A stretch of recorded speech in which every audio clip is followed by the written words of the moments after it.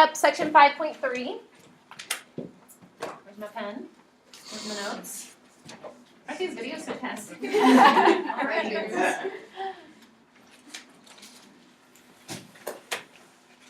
The first 10 minutes.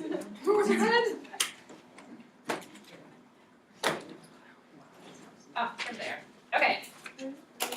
So, independent events. We have not talked about this yet, have we? No. Okay. So, independent events are different than mutually exclusive. I thought we had. So, okay, so in this section what we're talking about is when we talk about mutually exclusive events, we're talking about something that can happen at the exact same time when you, like, take a probability of something once, right? So if I randomly select somebody from the United States one time, that person cannot be both male and pregnant, okay? When we're talking about independent events, we're talking about, okay, I pick somebody once, and then the next time I pick somebody, does that pick that I just made, does it have any impact on the second one? No. Okay, if the answer is no, then they're independent. Okay, so this is different from mutually exclusive because it's not mutually exclusive in like the same pick. It's you do it once and then does that have an effect on the next choice that you make? Okay, so yes. So if you like pick like, I don't know, someone for the first time, isn't there like no chance that you could pick them for the second time? So wouldn't that like? It depends on if you're talking about with or without replacement. Okay. It also depends on how large your pool is. So like if I am choosing people like from my staff students, right? And I choose Caitlin, okay? Well, once I choose you and I've tossed, you're like not an option anymore, does that affect now the probability that I'm gonna choose Julia? Well, yeah, a little bit because there's one less person in the pool, right? So, okay, so if A and B are independent events, then the probability that A and B both occur is going to be, it's just going to be the probability of A times the probability of B. Is this also on our sheet? Oh, that's a good question. Oh, we have talked about independent before. Yeah. We have. Okay, We just thank you. We did. No, look, it's Oh, all there. right here. This is, I can't open Okay, so it's been a while, right? Yeah. It's been a while. You guys had a weekend, yeah? So, okay, so independent events. Two events, A and B, are independent. If the occurrence of one does not change the probability that the other event will happen.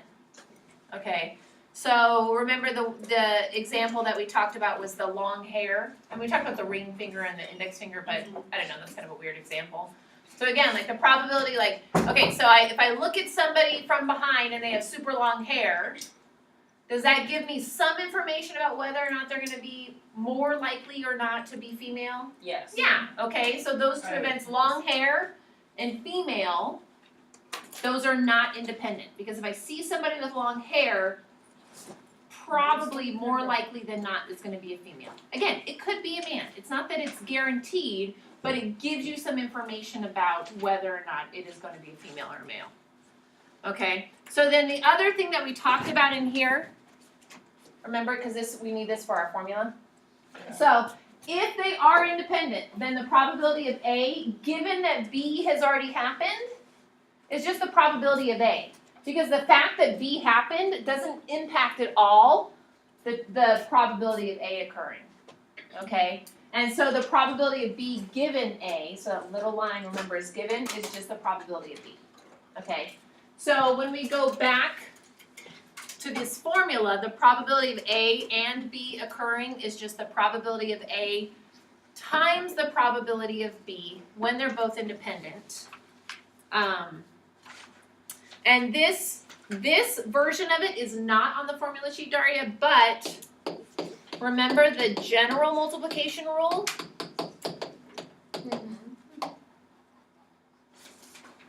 This one was the probability of A and B is the probability of A times the probability of B given A. Okay?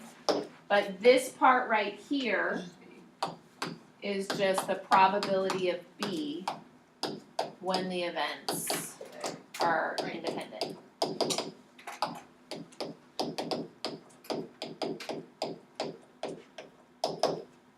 Wait, so Yes, it's independent if it just one does not affect the other. correct. Okay. Yeah. Okay, so our example has to do with baseball, of course. My area of expertise. So in baseball, a perfect game is when a pitcher does not allow any hitters to reach base in all 9 innings. Does that happen a lot? A lot, no. Historically, pitchers throw a perfect inning, right? Like Kenley Jansen, man, that guy, he throws a lot of perfect innings. Yeah? He's the closer? Yeah? Yeah? Okay. So a perfect inning is an inning where no hitters reach base. That happens about 40% of the time. Oh wow. Okay, 40 That is a innings, lot. yeah, okay. I mean, it sure seems like a lot.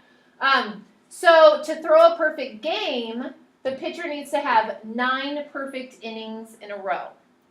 Okay?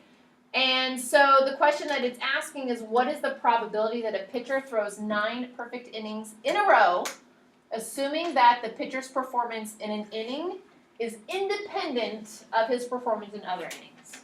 Okay, so first, do you really think it's independent? No. I don't either. Okay, but they're telling us this just so that we don't have to worry about it. But after I've thrown 8 innings, the probability of me throwing another perfect inning would probably be less likely, right? Because I'm tired. Or maybe, I don't know, who knows? Maybe it's more likely because I'm like super pumped up. But I guess it depends on the day. I guess it depends on the day, but this question is saying it's independent, so we're just gonna go with it. Okay? So, if I want to figure out the probability of throwing a perfect game.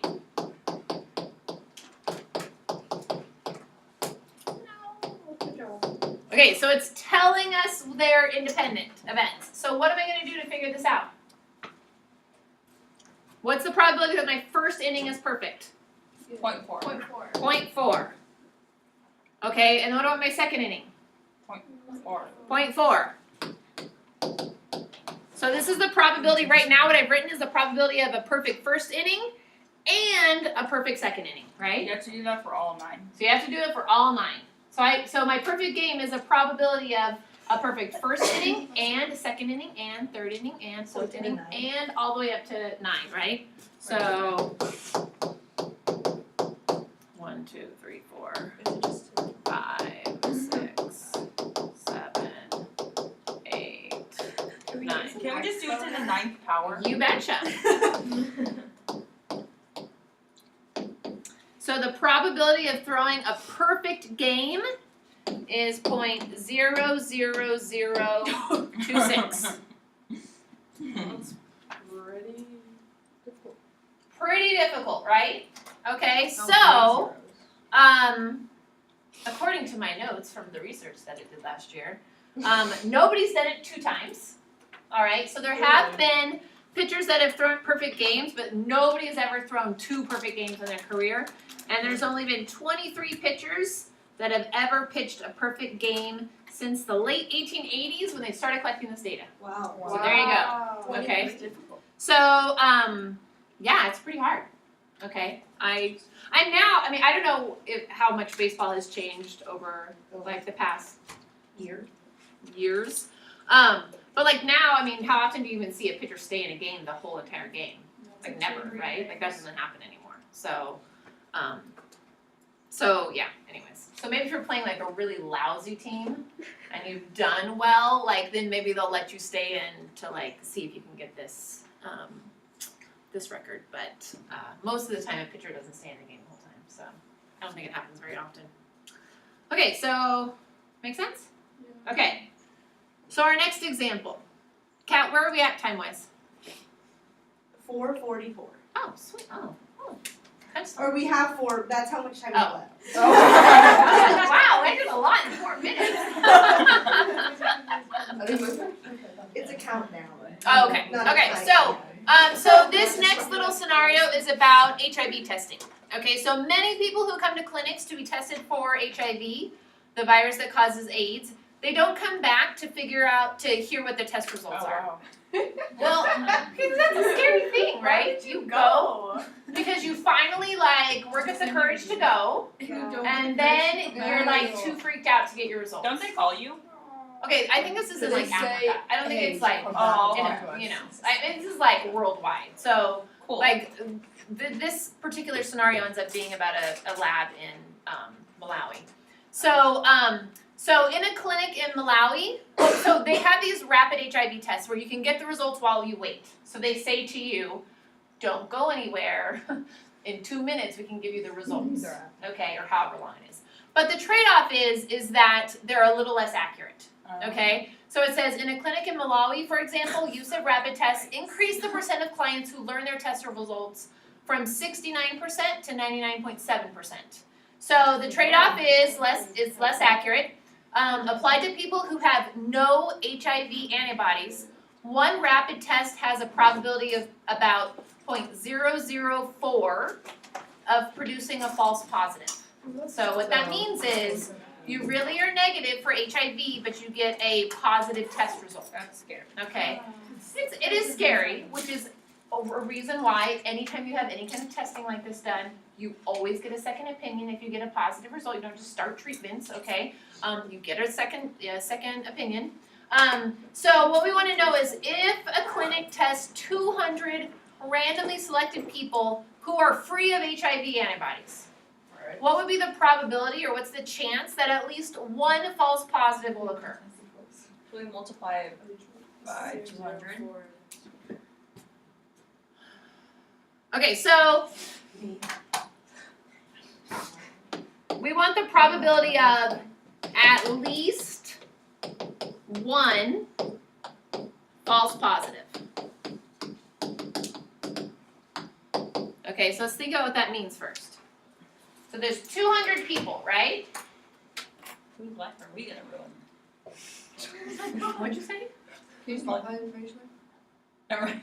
She was being. Okay, I didn't hear it, so great. So how many different ways could this happen? What's the probability that I could get at least one false positive? So that means it's the probability of getting one false positive, right? Plus the probability of two false positives, right? Plus the probability of 3 false positives, all the way up to Oh, wow. every single person got a false positive, which is pretty unlikely. Look it up. Isn't that factorial? How? No, never mind. That's when you isn't factorial multiply? Factorial, 5 factorial is 5 times 4 times 3 Okay. times 2 I thought it times was 1. adding, sorry. Okay. So it's a similar idea in that you're incrementally going up or down by 1. Okay, so that's a lot of work, right? Because one false positive, let's think about how we would figure that out, okay? So just here's our little side note. The probability that you're getting a positive when you really are negative. 0.0004. 2. Okay, which means the probability that you get a negative test result would be 1 minus that. So that's 996. Is that right? Did I subtract correctly? Okay, so the probability of 1 false positive means I did 1 false positive and 199 true negatives, right? So that would be 0.004 times. Sorry. Perfect. That reminds me of Wait, where's my